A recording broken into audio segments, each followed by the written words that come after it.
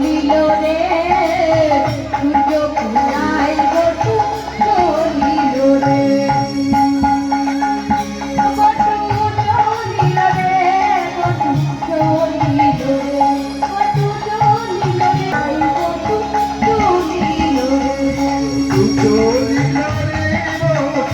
জ্বলিল রে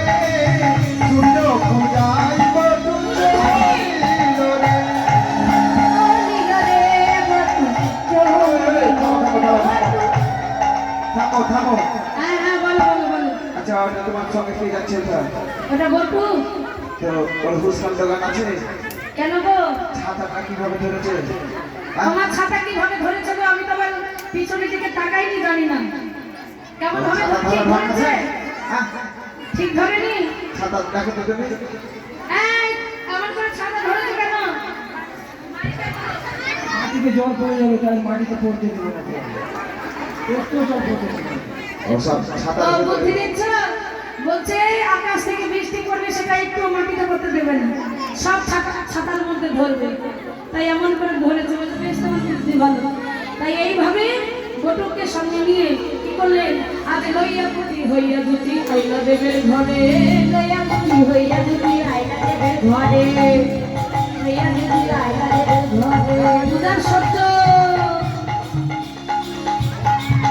আরে বুঝার সত্য দেখি দিতে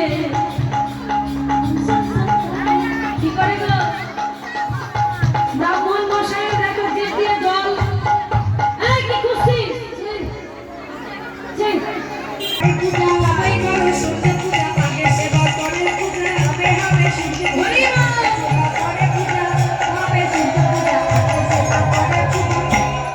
আগে সেবা করে পূজা ব্রাহ্মণ। তাই কি করলেন? লোক সামলাতে পারলেন না, একটা মুন্ডা তুলে খেয়ে নিলেন। এদিকে সখীরা বললেন, হে ব্রাহ্মণ মশাই, বড্ড দেরি হয়ে গেল, আর নয়, এবার আসুন আপনাকে বরণ করি। এবার নাও, যাদের যাদের বস্ত্রগুলো আছে হাতে নাও, নিয়ে এবার ব্রাহ্মণকে বরণ করো। কেমন হবে? সেবা পরে পূজা হচ্ছে বৃন্দাবনে।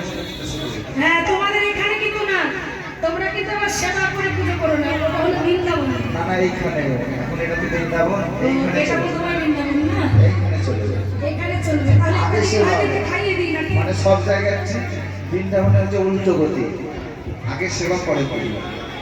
বেশ, এবার বরণ করো। ওই বসন আসন ভূষণ বসন দিয়ে